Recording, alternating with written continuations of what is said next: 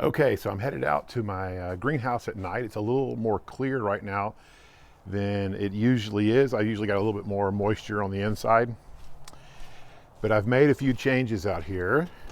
Okay, so what I've done is, this is my fan, by the way. So the fan, I come in here once a day, sometimes every other day, and I'll run this fan.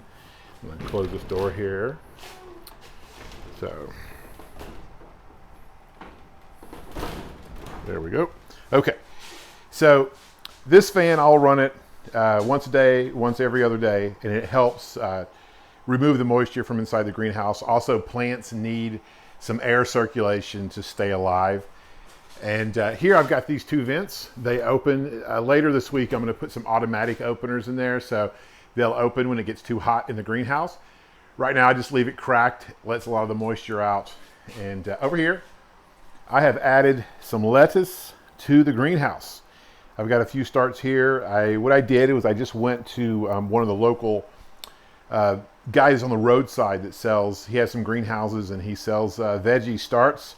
And he actually makes really good money because we get a lot of late frosts here. So he'll sell stuff like 3 times in a row. So he'll have his greenhouse full and he'll have 3 different tiers of plants ready, and he'll start selling before the first frost, and he'll usually sell 3 rounds of plants to the same people. I got sick of my stuff frosting early, and I like to have veggies in the winter, and this winter could be tough, so I have built a greenhouse. This is a 12 by 12 Americana. It's by Palram, but you can buy a greenhouse at Harbor Freight for like $800, and it's a little smaller than this one, but it's a good greenhouse. It'll do the trick. You just want to make sure that you're following some simple guidelines. One of the things I like to do is I love to use propane. Propane puts a little bit of carbon dioxide in the air, but it can also put carbon monoxide in the air. So I have this little sensor right here that just shows that we're at 0. Just like a sensor that you would put in, it says kitty on there, you'd put it in your child's room to make sure they're not getting carbon monoxide poisoning.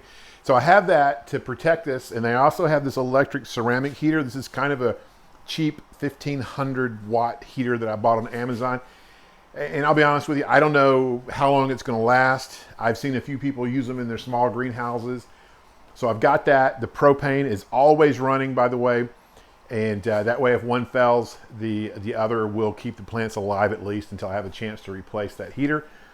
And it's kind of toasty in here. I mean, it's nighttime, and I've got my lamps on still. They're going to keep running for like another hour. I like to get about 13 hours of sunlight on my plants, so it kind of mimics spring in the Northwest.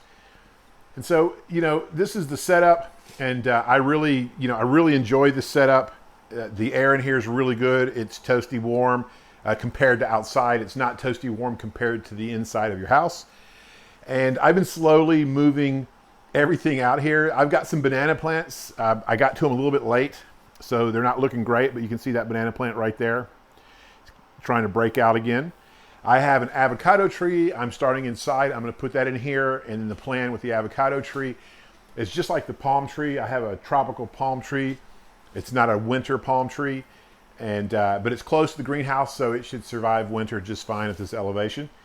And then I've got a couple indoor plants I just put out here for fun. These are starts, and you can see my heaters right there. I'm trying to get these guys to sprout. And this is Russian kale, really good for the winter. I'll start it indoors, and I'll probably move it out maybe 4 to 6 weeks before the last frost. And I'll do that with a lot of these plants. So the lettuce, I'm hoping with that 13-hour-a-day growth, lettuce does not have to be a full head before you can start eating it. You just need the leaves to be big enough for you to clip them off. And so the idea is to have 10 or 20 heads of lettuce. They do not have to be full grown. Matter of fact, I think it's a waste to grow a head of lettuce than pick the whole head. You just keep picking the leaves off until it goes to seed, and that's what I'm going to do. I'm going to do the same with the kale.